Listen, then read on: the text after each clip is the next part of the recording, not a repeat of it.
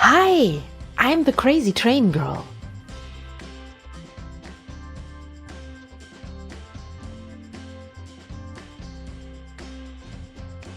Welcome to Wernigerode, the colorful town in the Harz mountains, and oh yeah, it has a lot to offer.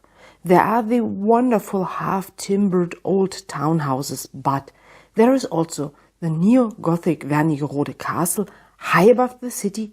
There are various museums and the wonderful town hall, small streets, strange houses, and of course, the narrow gauge railway.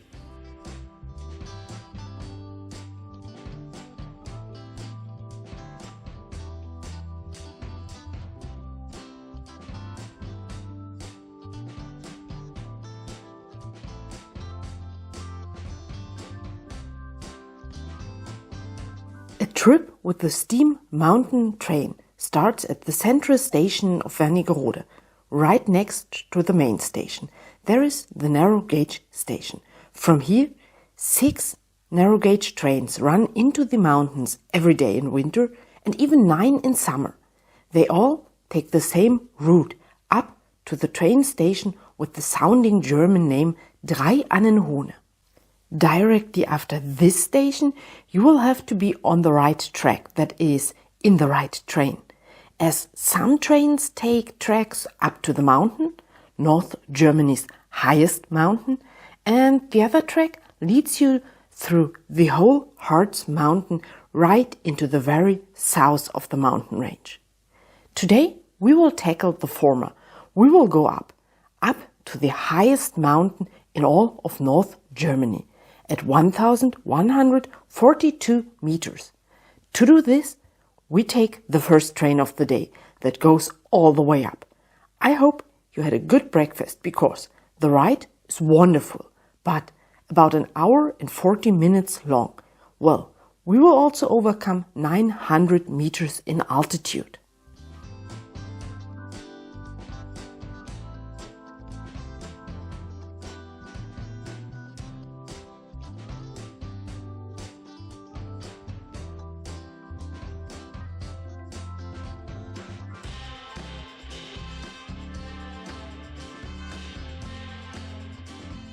As soon as we leave Wernigerode, the first thing we drive by, of course, is the Locomotive deployment site and everything that is needed for the large fleet of vehicles on the Harz Railway and Brocken Railway.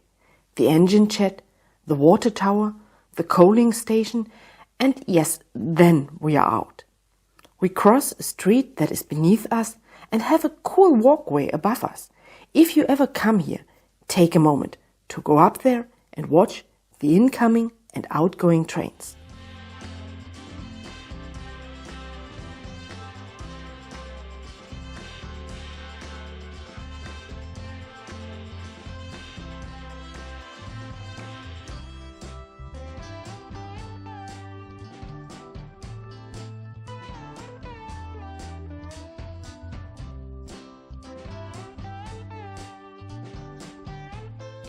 Not long, and we turn south and reach the new steam engine workshop on the left side of the direction of travel and an old workshop immediately on the right-hand side, directly at Wernigerode Westerntor station. Here you can spot dozens of old wagons and locos.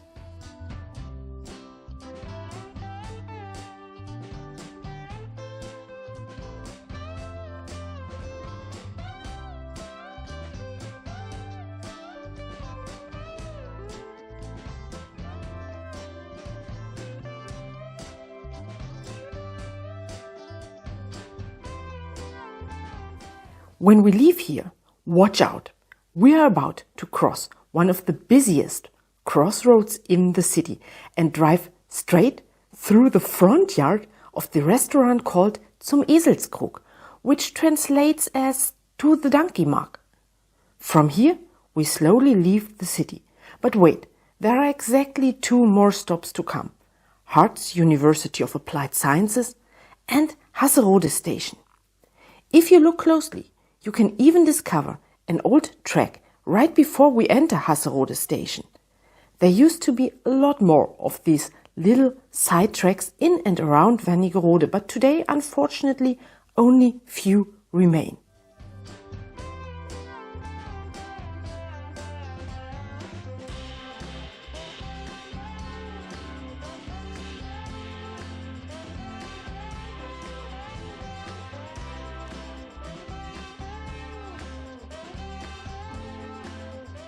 But now we are out of Wernigerode and can already see the Harz mountains in front of us. Despite the great influence of the bark beetle, wooded slopes appear in front of us. And it doesn't take long, and after a tight bend, we come to the train station called Steinerne Renne. This curve is not just any curve, but with a radius of only 60 meters, it is the narrowest curve in the entire network of the Harz narrow gauge railways.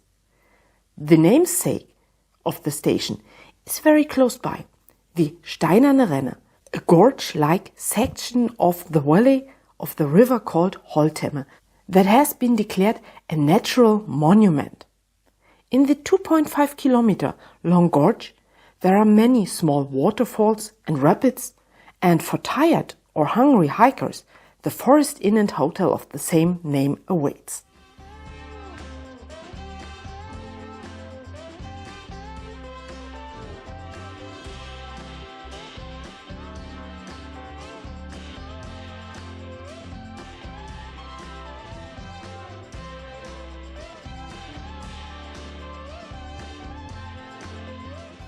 However, we continue through the winding landscape. Those who hike here can discover the traces of former mining on every corner. Cobalt, copper, silver and lead were once mined.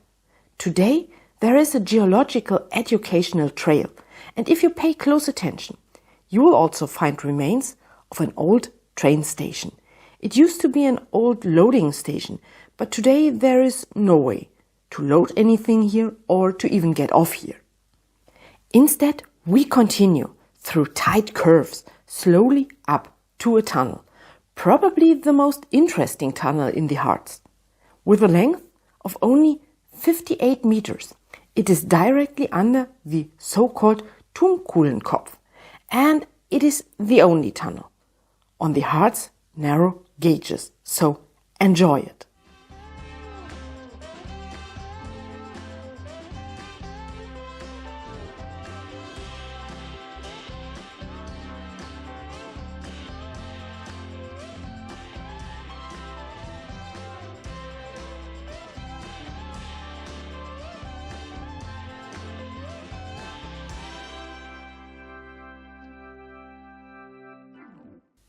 Now we go steeply uphill, out of the ditch of the little river Drängetalbach.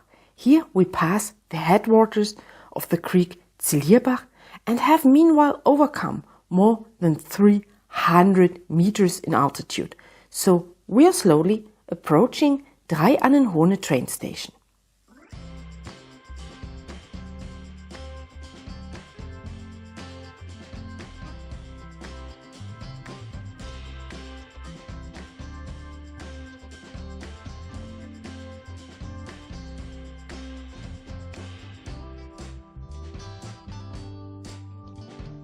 But you won't find a historic place of the same name far and wide. When the Harz Railway and the Brocken Railway was built at the end of the 19th century, a common stopping point was set up for an inn called Drei Annen and the forester's house called Hohne. But back then, the station got its name from a very prominent tree, the signal spruce. However, this tree fell victim to a storm in 1901, so a new name was needed, and it was taken simply from the inn and the forester's house. This is how Drei Annen Hohne was born. The station itself is so special in the Harz Mountains because it is the dividing station for the Harz Railway and the Brocken Railway, which means that from here you can go down to Wernigerode where we came from, to Nordhausen in the very south of the Harz and up to the Brocken. And that's what we want to do now. Ahead of us are about 50 minutes and about 600 meters in altitude to the top.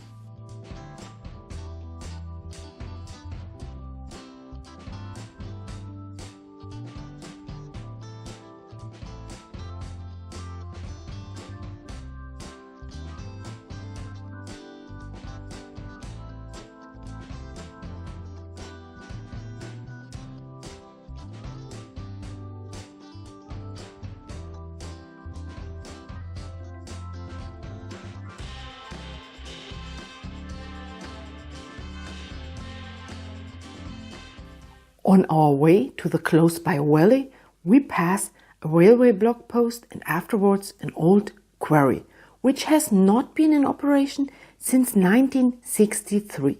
Here, the Hohnekopf and finally the so-called Erdbeerkopf, which translates as strawberry head, tower above us on the right before we reach the next station, Schierke.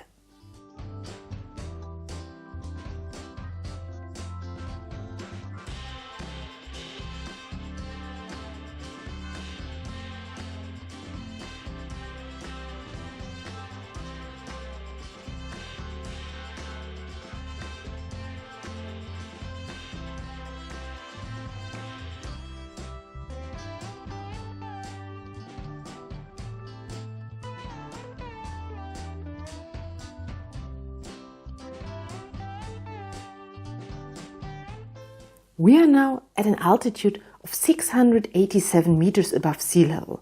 The station was opened already in June 1898 and has been used as a station ever since. Here we find 4 tracks and a wonderful one-story station building. Historically, by the way, every winter the journey ended right here. The Brocken was only accessible for summer visitors, and so the trains between October and April ended exactly here. That only changed with the German Winter Sports Championships in 1950. After that, the Brocken was also approachable in winter and even in snow. However, this great experience only lasted for a short time. Because of the direct border location, the route was closed for normal traffic all year round, as early as 1961. This was only reversed by the German reunification, so that it is possible now to drive exactly this route here again.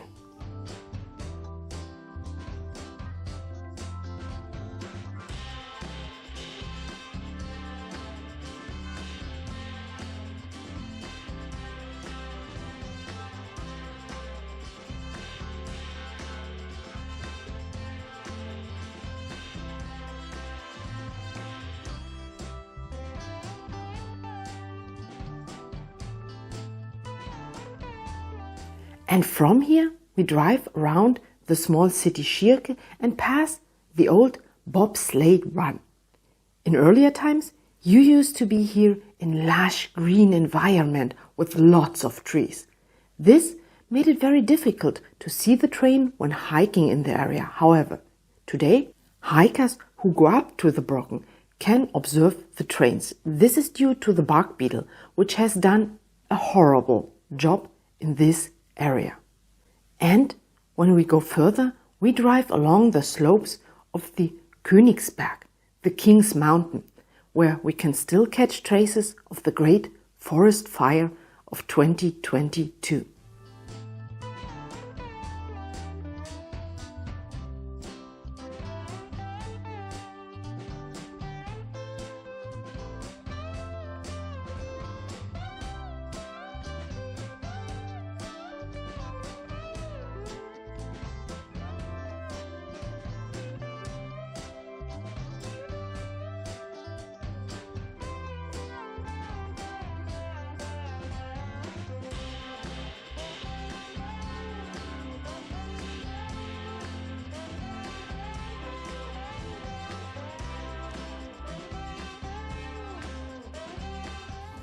After a while, the train gets to the Goethe path.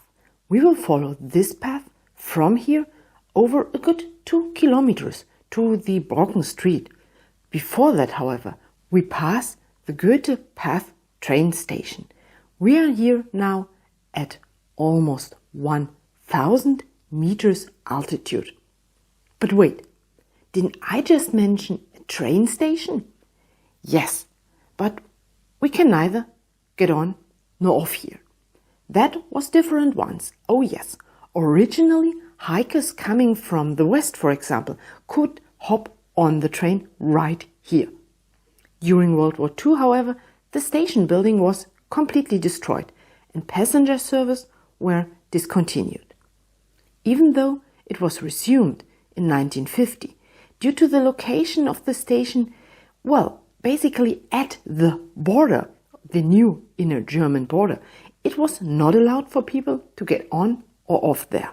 So the entire route was shut down in 1961. Today, the former station is used again, but only for train crossings.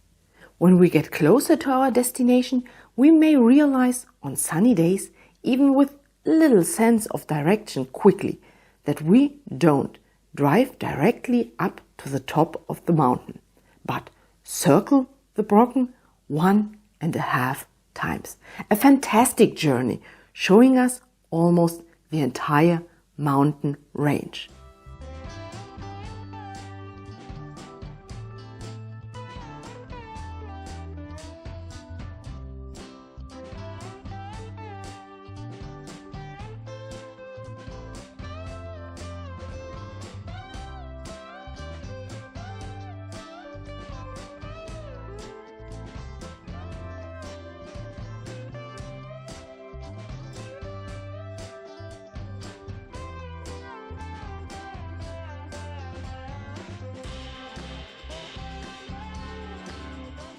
Finally, our journey from Wernigerode up to the Brocken train station ends at almost 1,122 meters on the highest mountain in northern Germany.